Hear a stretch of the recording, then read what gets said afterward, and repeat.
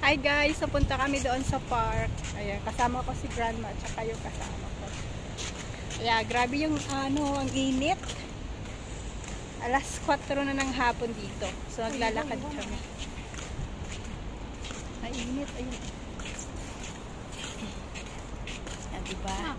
Naglalakad kami kasi nga punta kami doon sa park, mag-exercise ng konti. Alas 4 ng hapon mag-exercise kami.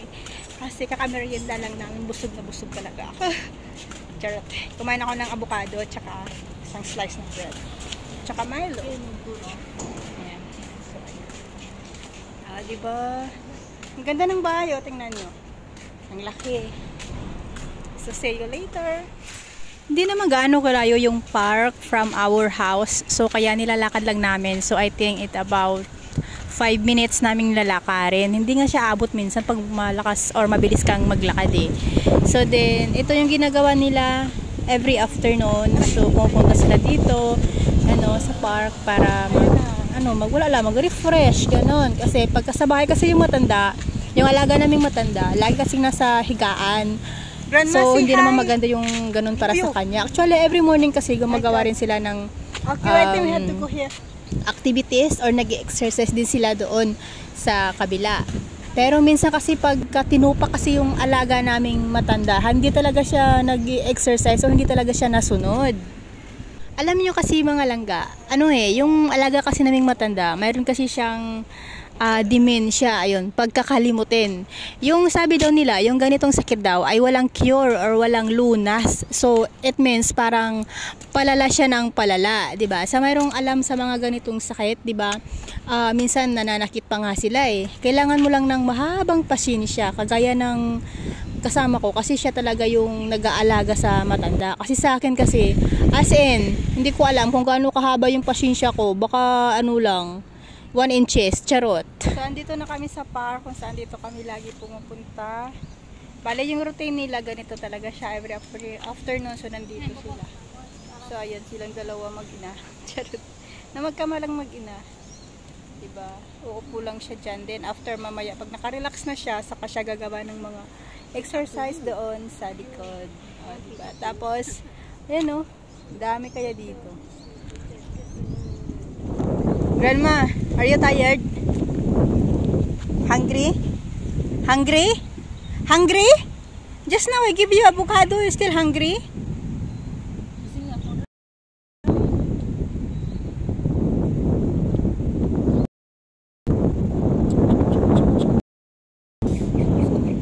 What did you do this morning?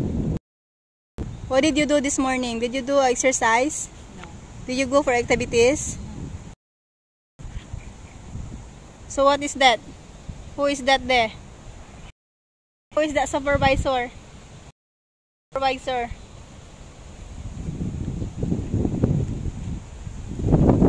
Yeah, here very nice, right? Very windy, very relaxes, the place. Got peace of mind.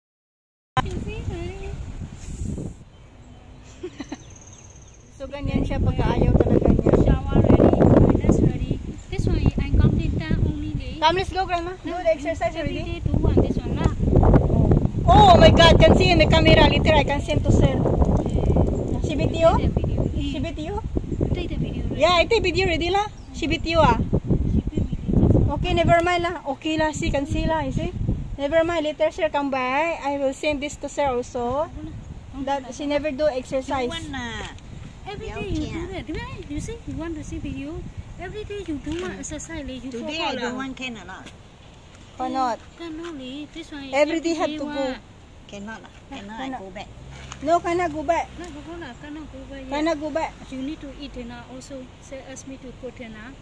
Later I go for you dinner. Come, let's go. Do the hand only, do the hand because it's good exercise ma. Not every day, always lay down. If I lay down, right? If I sleep, you like the I got backache. You like the banskare, right? Come, grandma. Come, let's go ready. Nah. Like bicycle lah. Bicycle first. Ayaw Ayaw talaga niya. Yan yung pinakamahirap pag mayroong dementia yung mga alaga ninyo. Kala nyo, para silang mga 2 years old na kailangan mo talaga ng pinakamahabang pasensya para sa kanila. So ngayon, kailangan mo silang i-force para mag-exercise sa legs. Okay. Yes, she favorite this one. Yeah, you see, she know how to. Yeah. See? Count it down. 1, 2, 3, 4, 5, 6. Wow, very windy, very nice eh. 8, Yeah. 9. 10. Relax, okay. Okay, relax ng ilang segundo tapos doon naman ulit sa kabila. Very fast. One more. You very fast. Very fast. Video, you very fast. Okay. Wow. So fast, apa? Okay. Yay. Nah, fokus that. 1, 2. Ah. Very straight. 3. Very straight. 4. It's good for legs. 5. Slowly. One more. 6, 7, 8, 9, 10. Yay. Nah, so, How you drive the car? Let's see. 1, Yay. 2, 3, 4, 5, 6, 7, 8, 9, 10. Yay. Very good. Congratulations. Nah, Okay. Okay, relax. Relax first. Relax first, then we can go back. You cannot go. Congrats. Then meron din dito na ibang exercise na hindi namin pinagawa sa kanya kasi medyo mahirap na sa kanya na i-balance yung mga ganito. So mga kagaya ko or di kayong medyo malakas pa, pwede pa to sa kanila. And then ito para sa mga may edad-edad na, syempre makakapag-upo sila, ganyan, magsa-cycling dito. Tapos ang good lang talaga dito kasi libre siyang gagamitin yung mga exercise, ganyan. So magja-jogging ka kung gusto mo, kung tamad ka mag-ikot, ganon. So 'di ba, very convenient yung place namin. So ito lahat yung ano dito, yung mga exercise. Actually, pwede din dito. Ito yung bangon, higa. Ayan. So ito yung maganda sa backache din pag mayroon ka, ayan. Ayan, yung likod mo lang yung ilalagay mo diyan. Tapos ito, yung ayun oh, parang nagpo-turn lang siya. Napagod kasi ako kaya ayaw ko na, parang ganyan lang. Yan. Dito yung purpose niya yung para sa backache mo, kung mayroon kang backache, pwede maganda to. And then, dito naman sa may kabila, ito, yung parang nagsiswing ka. Kasi magsiswing to eh, yan oh. Ayan. Kung magsiswing, and then good din sa ano, sa legs, saka sa heart, sa likod mo. Then mayroon din isa dito. Ito kasi upo ka, tapos turning lang ganun. Parang ganun lang. Ayan oh, upo tayo din. Ganun lang. Ayan. Parang, ang ganda lang dito kasi nga marami kang pagpipilian ng gusto mo, kung ano yung gusto mong i-exercise. Ganun. Talaga maganda siya sa mayroon kang mga sakit-sakit sa katawan. And then ito, para sa panlalaki, bangon higa din siya. Ayan oh. Ginagawa minsan to ng matanda namin na bed. Umihiga siya dito. 'Di ba? Tindi. Then dito rin yung ano ba yung ditawag dito? Yung malambitin ka diyan oh. Ayan oh. Ayan. Then syempre punta din sa kabila, mayroon din doon. Actually maganda talaga to kung ano sa mga matatanda, ganyan. Kasi alam niyo 'yun, libreng exercise na para sa kanila. Then dito naman sa kabila, mayroong ganito. Ayan. So mayroon namang mga mayroon kang susundan kung ano yung gusto mo na step para hindi ka naman malilito. So ayan, parang magpo-push up na, ganun. From ano siya, galing sa doon sa pinakamataas hanggang sa pinakababa. O, diba? Tapos mayroon din dito, parang nagsa-cycling din. Yung mga matandang hindi kayang tumayo kagaya doon kanina sa cycling, diba? I mean, oo, sa cycling. Kasi dito siya. Ayan o. Tapos mayroon kang susundan din dito. O, ayan, diba? Mayroon kang parang mag-bike, cycling kasi good sa legs. Then, tapos, mayroon siyang faster kung gusto mo siyang ipahinayan or ano. Tapos, mayroon dito exercise. May hanggang dito sa pinakaibaba, mayroon kang susundan na mga gagawin mo dito sa upuan na ito. Ayan. O, diba? Ang ganda. O. So, dito naman, ay mayroon din dito. Ito yung para sa mga panlalaki. Pwede rin sa pambabae, yung medyo may kalakasan. So, dito rin, mayroon kang susundan na exercise kung anong gagawin mo dito. O, diba? Ang ganda lang. Umiilaw ba? Hindi na siya umiilaw. Siguro umiilaw ito nung una, nung bago pa. Ayan. So mayroon din ulit dito, yung parang upuan lang siya. Tapos mayroon ka ding susundin dito kung ano yung mga gagawin mo. Mayroong upo, ganyan, good for your, ano, yan o, sa shoulder at saka sa dibdib. Ito o, tingnan nyo, ang ganda. Ayan, mayroon para sa abs, wow, sana all. Ayan o, para to sa mga abs at saka para sa legs. Nasusundanin nyo, o, tingnan nyo. So mayroon din dito isa, ayan. O, diba? Mayroon pang hawakan para hindi ka matumba. Ayan o, mayroong complete exercise 1, front squat. Mayroong ganyan. Dapat malakas ka dito pagka ganyan. Hindi ka pwede yung parang pang, ano lang, yung pag matanda ka lang na ano. Diba? Kailangan mong magsusupervise sa'yo, baka matumba ka bigla. Ganon.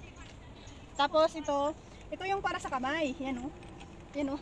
Actually medyo siya parang it's hard. Parang hard siya Ganun talaga siguro to, ganyan. Tapos ganyan. Yan oh, mayroon naman ganyan eh. May masusundan ka. Ganda lang. Ganda talaga dito. Libre na, 'di ba? Hindi ka na magbabayad, punta ka pa ng gym para lang mag-exercise, gawin mo yung mola, 'di ba? Ayan. Mayroon din dito, ayan yung mga naka-wheelchair. Kung hindi mo na kaya talaga na tumayo, mag-wheelchair ka na lang. May paraan naman para mag-exercise, ayan. Then, mayroon dito para to sa mga nag-wheelchair. Ito medyo siya, hindi siya hard katulad ng kanina. Ito para to sa mga nag-wheelchair na matanda na hindi talaga kaya tumayo ng matagal. Then, dito naman sa kabila, ayun ayan para sa wheelchair. Kasi mayroong lagayan dito, halimbawa sa paa, papatong mo yung paa dito habang naka-wheelchair ka, ayan Kita nyo? Ang ganda, ang lawak ng na to. Ang park na to, para talaga to sa mga nag-i-exercise.